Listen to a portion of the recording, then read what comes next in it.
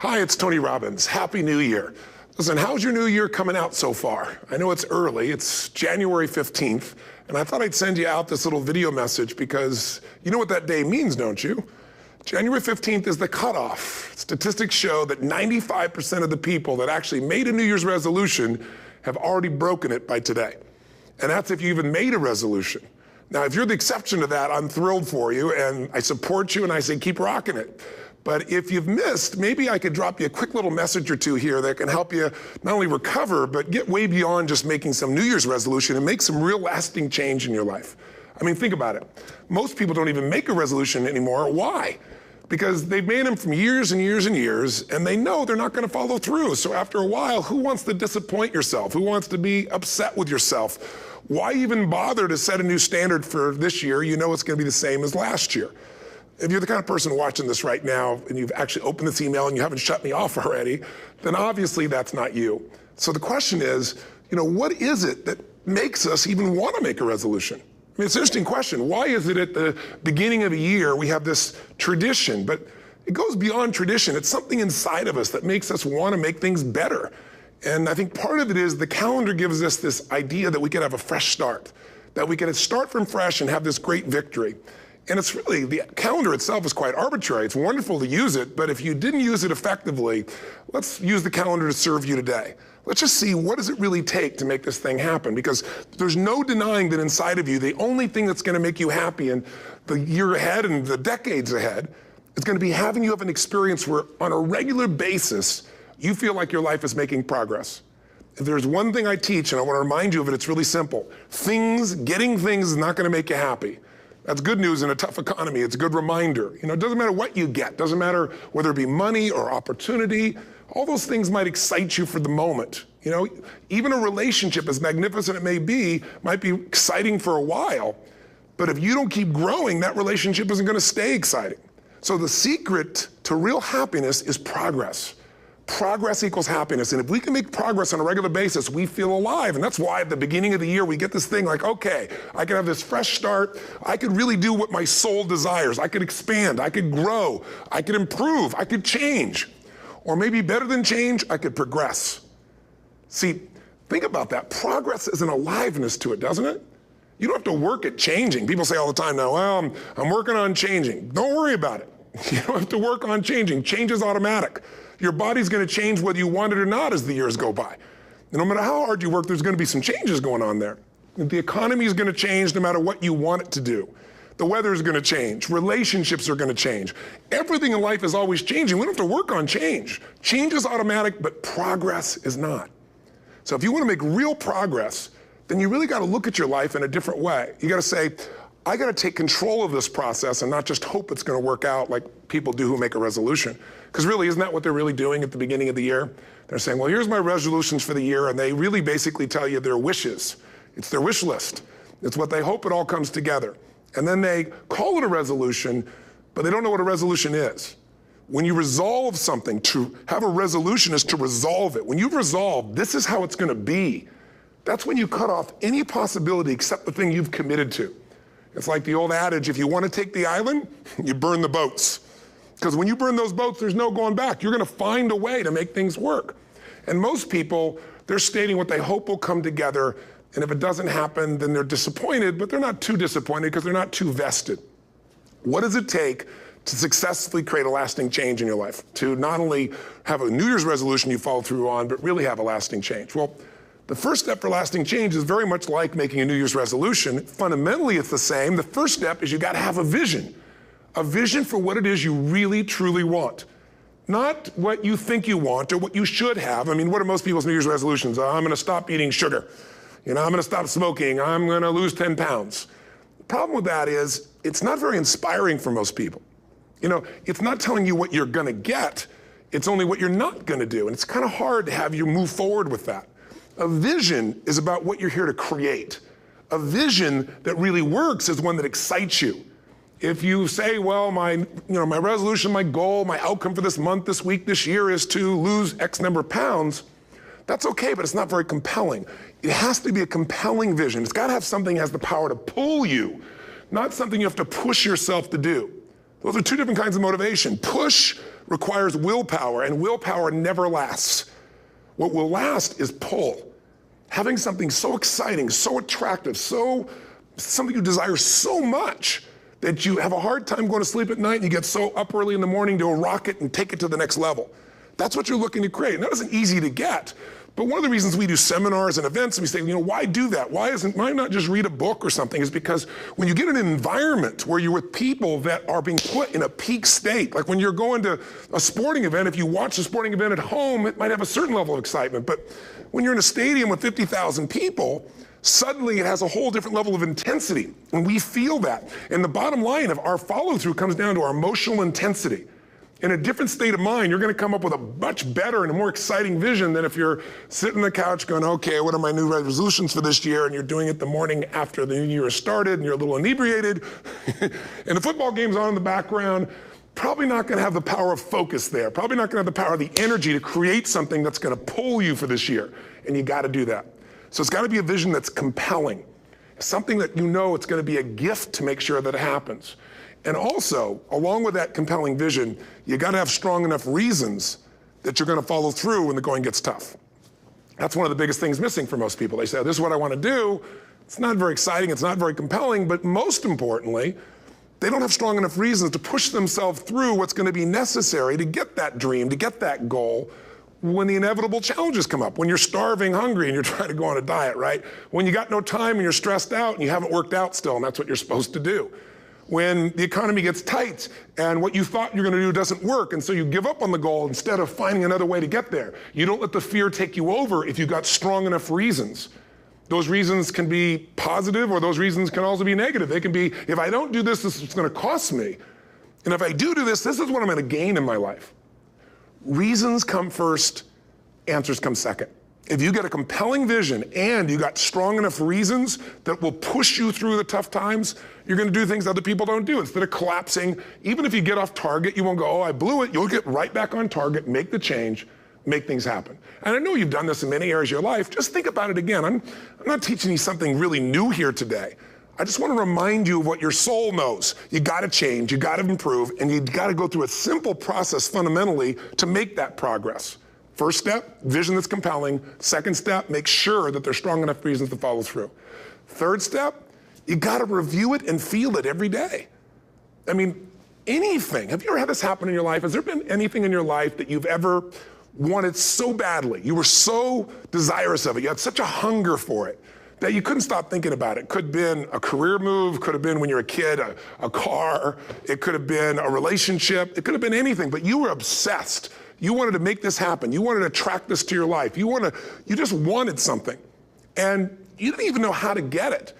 But it was so compelling to you. You kept thinking about it every day, envisioning it, imagining it, feeling it. And then stuff happened. And suddenly you started to attract people or situations to your life, and it just came together. Like, you didn't even have a total plan. It was just that it was so a part of your focus with so much intensity and emotion so often that it sensitized you to notice anything that could get you there. There's a part of your brain called the reticular activating system. For short, we call it the RAS. That part of your brain determines what you notice in the world. And it's really important because when you set a goal, when you get really clear on a vision and there's strong enough reasons and you review it enough and it becomes a part of you, that part of your brain says, anything that relates to this, I need to notice. It's like, did you ever buy a certain kind of car or maybe a certain outfit and suddenly you see that car everywhere, or those outfits everywhere? Well, you know, the cars were always around, but why do you see it now? Because your RAS knows this is important. This is part of my world now. Similarly, when you really get clear and it's compelling and you're reviewing it every day, you've got strong reasons and you're reviewing it every day and you're feeling it, the brain becomes incredibly acute at noticing anything to get you to move forward. And so that's the power of this. So, you know, what do people do with a New Year's resolution? They come up with something they kind of want. It's not a compelling vision. They don't really have strong enough reasons, and they never review it again until to notice that they broke what they said they really want to have make happen, because they didn't really resolve. If you resolve, you got the vision, it's compelling, you review it daily, and you feel it, you envision it, and you experience it. Simple as it sounds. Now, ultimately, what is this really about? Ultimately, if you're going to have lasting change in anything, you're really talking about just raising your standards. I mean, I always tell people, if you want to know how to change your life, I give it to you in 3 words, boring as it sounds: raise your standards. And what does that mean? corny as it sounds. Raise your standards. Oh, thank you for the breakthrough thought, Tony. I'm glad I wasted my time watching this little email with you. But think about it. Lasting change is different than a goal. You don't always get your goals, but you always get your standards. Maybe it would help you is to think about it this way. I try to explain standards to people with a different set of words. Think of it as everybody in life gets their musts. They don't get their shoulds. Like, think about it. Most people have a list of shoulds, don't they? Don't you have a list of the shoulds, things you should do, you should follow through on? I should lose some weight, I should work out more, I should make more calls, I should respond more rapidly to my email, whatever, you know? I should get into the office earlier, I should be, more confident. Whatever your should list is, people love to have their should list be met, but it's kind of like New Year's resolutions. If it does, it's really exciting, but if it doesn't, which is most of the time, it's a little disappointing, but you kind of know it's not going to happen. But when you decide something is a must for you, an absolute must, when you cut off any possible, you say, I'm going to find the way or I'm going to make the way. Human beings, when they resolve things, when they make a real resolution inside themselves, which is they raise the standard and they make it a must, they find the way. Think about it in your own life. Haven't you had some area of your life where you raised your standard and your life has never been the same? Maybe at one time in your life you smoked cigarettes, or you did something and you did it for years and you kept trying to change it and kept telling yourself I should. And then one day something happened. Something just clicked you over. Something took you over that kind of tipping point. And inside yourself you said no more. And it was a very, very different experience, wasn't it? Something inside of you shifted and what was a should became a must and you've never gone back. Is there an area like that in your life you can think of? Again, did you ever smoke cigarettes? Did you ever eat a certain way, drink a certain form of alcohol, and then finally say no more, and you just don't go back? And notice this, it doesn't really take any willpower anymore. Because somewhere when we make this click, when we make something a must, we attach ourselves to it. It becomes part of our identity. And one thing I've learned in the last, 33 years of working with people from now over 100 countries, 4 million people, is human beings absolutely follow through on who they believe they are. If you said to me, well, I'm really gonna work hard to stop smoking, but I've been a smoker my whole life and I am a smoker, I know your days are numbered. You're gonna be back smoking cigarettes again because we all act consistent with who we believe we are. I tell people the strongest force in the whole human personality is this need to stay consistent with how we define ourselves. If you define yourself as somebody who is really conservative, you're not gonna be crazy and act nuts unless you're really drunk or something, and then you can say it's the alcohol, when it's really just you finally getting permission to be yourself. The alcohol is your excuse. If you're a really crazy person, you act crazy, outrageous, playful. You don't act conservative because that's not who you are. Very often people say, well, I can't do that. I'm not that kind of person. And I always say to people, really, when did you define yourself? I mean, really, how many years ago did you come up with what you could and couldn't do in your life? How many years ago? Most people, if they really look at how they're living their life today, it's based on a set of standards, a set of beliefs that they made choices about 10, 20, 30 or more years ago. I mean, very often we made decisions in our youth or very young about what to believe, about what we were capable of, about who we are as a person, and that becomes the glass ceiling, if you will, that controls us. There's a corny metaphor, but it's true. I remember one time I was with my family at the circus and there was a person there and they had this big giant elephant, and you look at this elephant and they take this little rope, put it around the elephant's neck, and they drive this stake into the ground.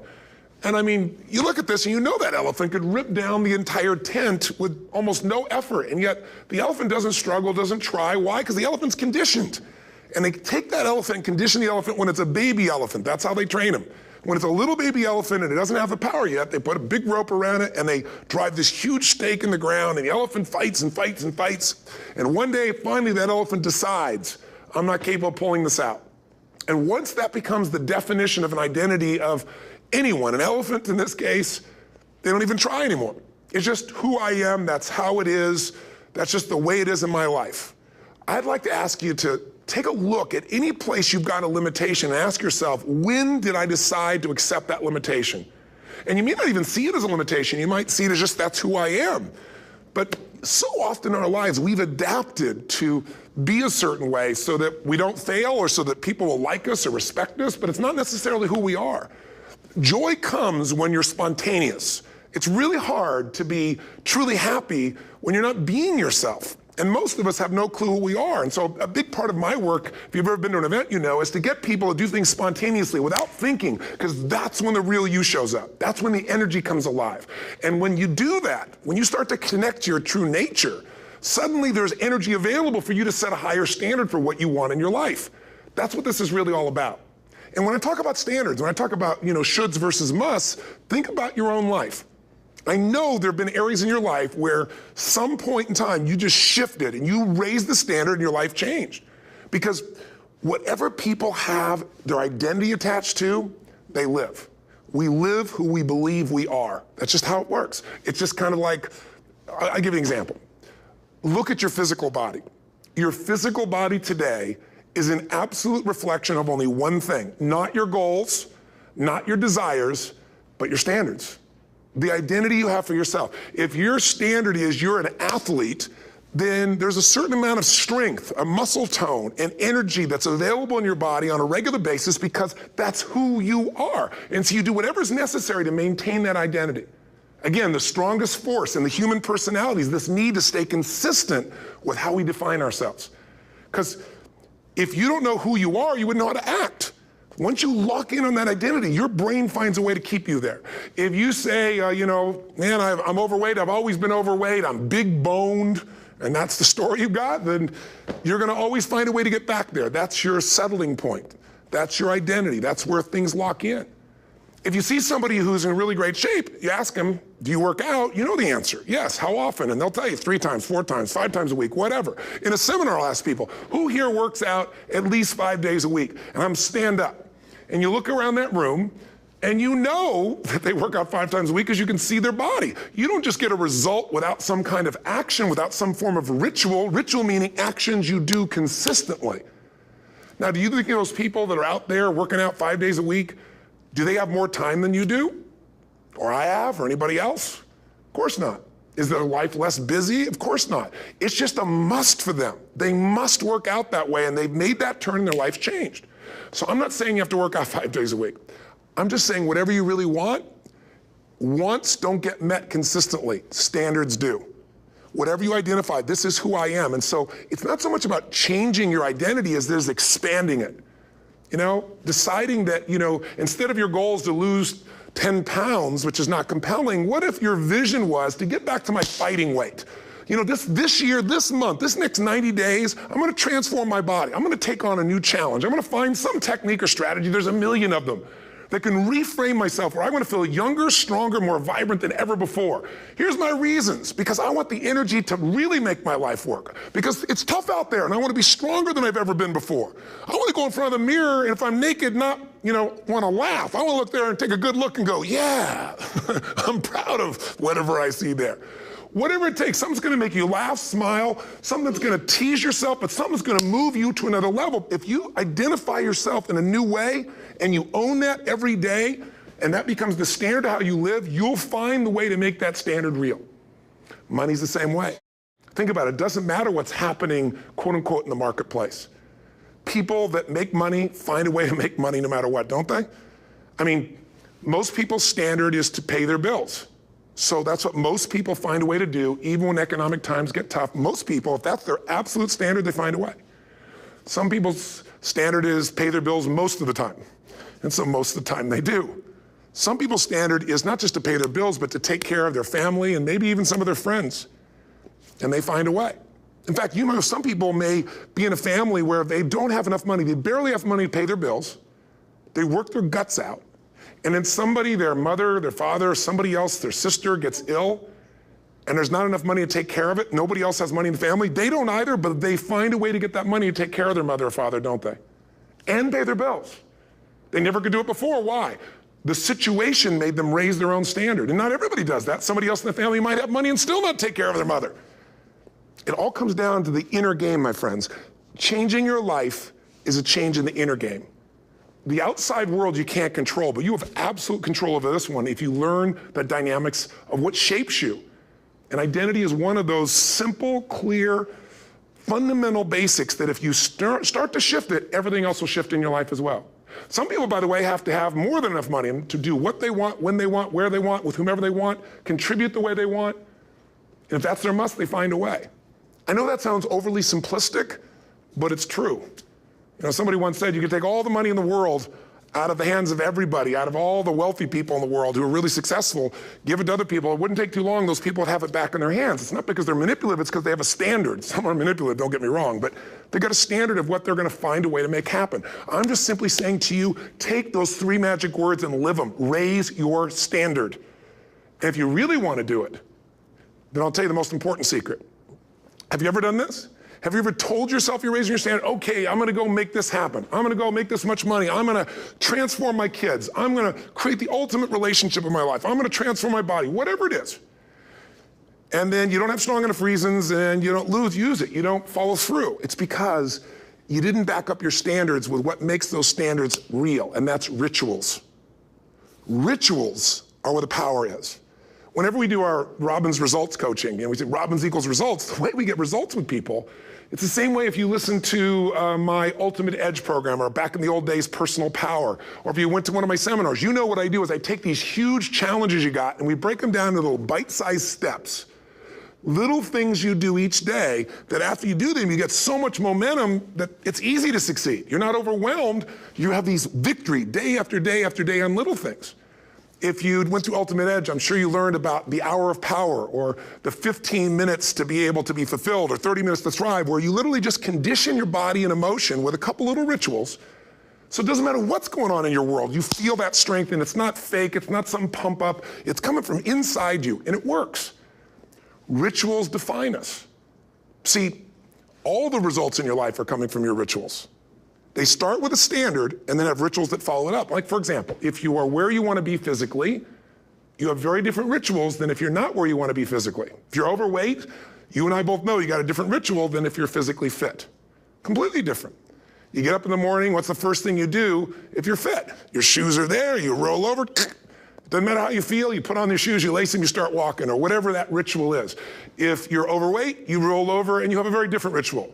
You might roll over several times to turn the alarm clock off.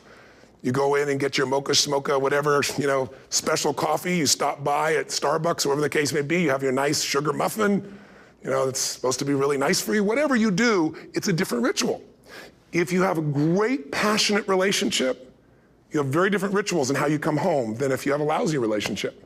When you come home and the first thing you do is you're tweeting somebody, or you're emailing, or flipping on the news, or you don't even come home. What are the rituals? Whenever I study people that are successful, what I look for is what's the standard they hold themselves to, and then what are all those little rituals that add up? Because think about it, success and failure are not giant events. They don't just show up.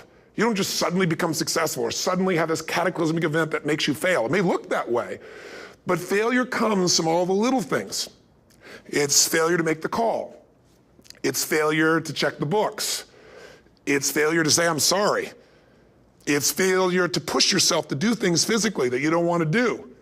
And all those little failures day after day come together until one day some cataclysmic event happens and you blame that. That event happened because you missed all the little stuff.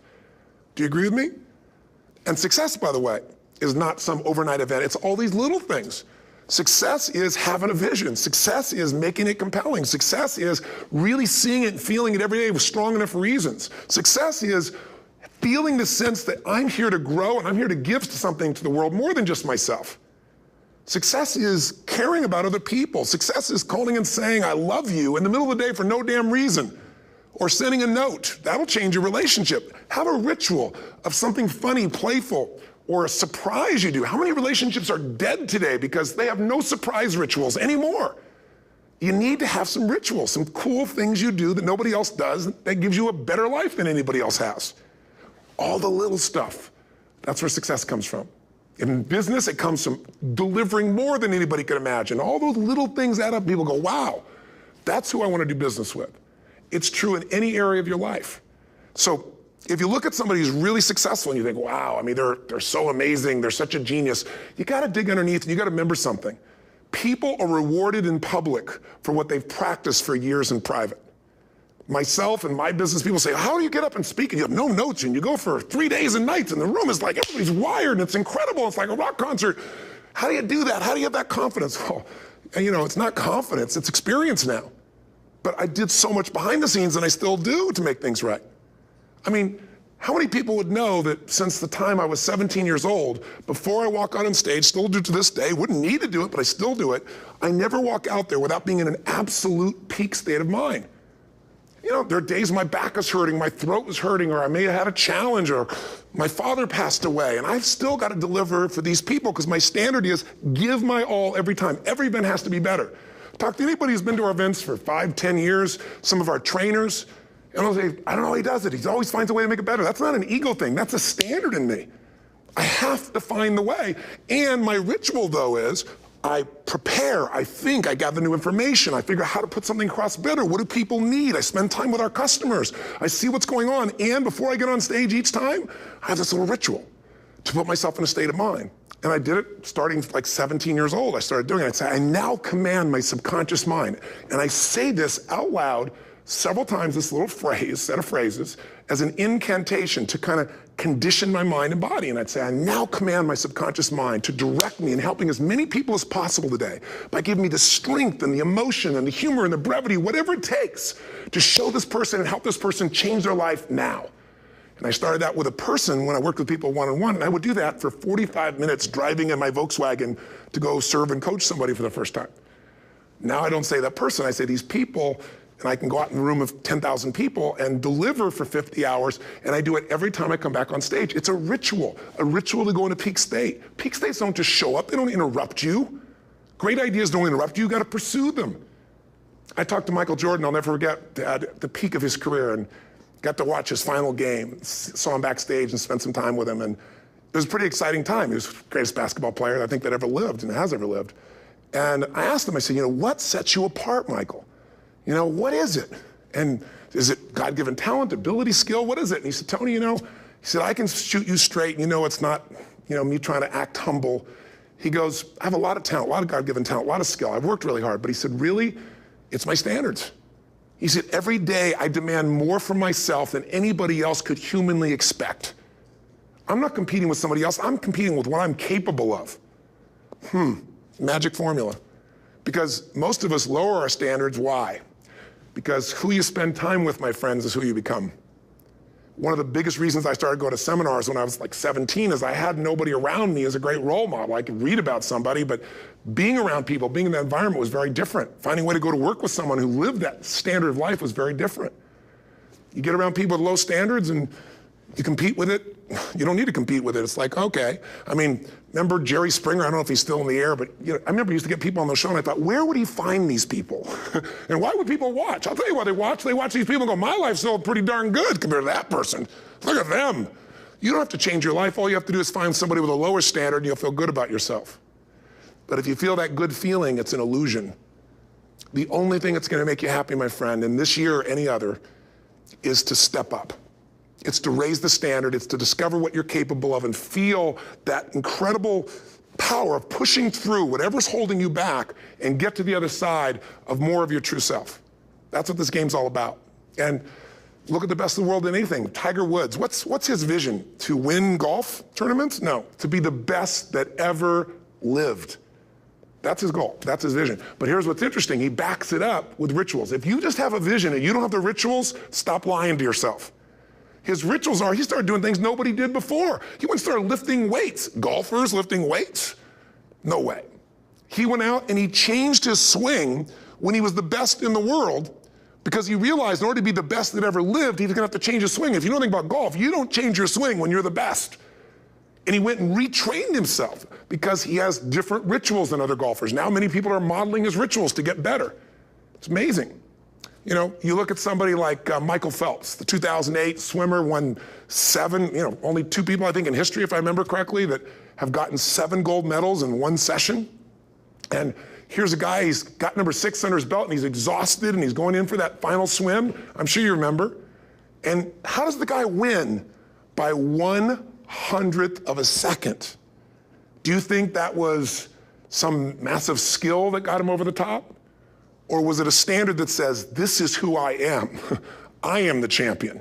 And no one is taking this from me. And somehow in those final milliseconds, 100th of a second, he pushed himself just beyond his competitor. But you know about Michael Phelps? What allowed him to be able to push beyond that moment is his rituals. Go study the guy. Most people who swim have these unbelievable workouts. He does 2 and 3 of those workout sessions a day. All the other swimmers in the beginning thought he was insane. You're gonna overtrain, you can't do that, it's not physically possible. But he had a standard and the rituals to back it up. So here's my final message to you, because I've gotten carried away. I thought I was gonna send you like a 5-minute message, but as you can see, there's no script here, it's just me going a little crazy with you, but I wanna really see you get what you want this year. Don't let this year be like last. And if last year was great, still don't let it be that way. Raise the standard. If your life is perfect and extraordinary, you darn well know you're not gonna be happy unless you keep making it better. That's what makes us feel alive. It's not what we get that makes us happy, it's who we become and what we're able to give because we become more. That sense of contribution is what creates the deepest meaning. So here's my assignment for you, if you want one. If you wanna go from conversation to some action, here's a simple thing to do. What's an area of your life right now that you really wanna improve? What's an area that's important to improve? If your body's great, how about your career? If career's great, how about your relationships? Intimate one especially, or your kids, or your relationship with your creator, your spiritual side of your life. Or is it your finances?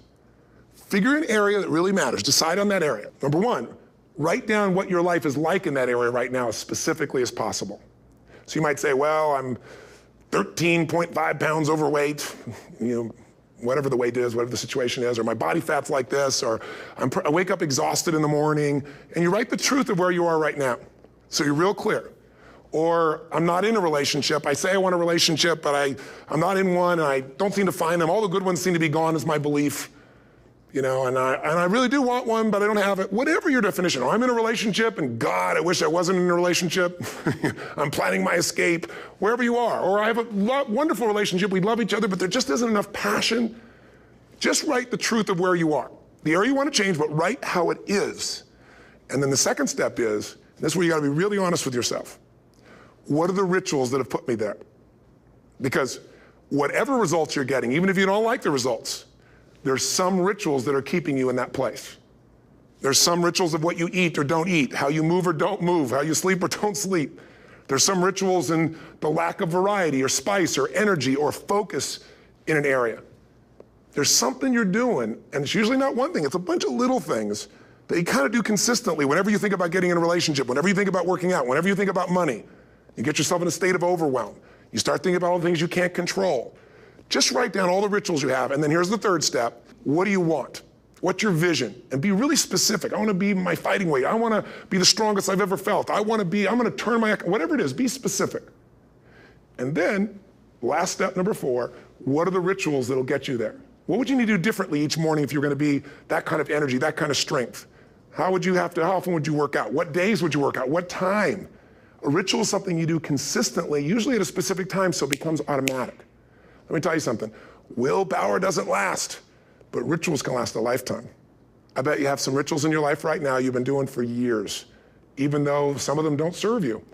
I'm just saying, wake yourself up. If you want a new year and a new life, you don't need to start on January 1st. Start today. Start with this little video. And just begin to see what happens and see how easy it is to just do a few little rituals. Don't do them all, just do 2 or 3 new things. And you know what happens? You'll get momentum.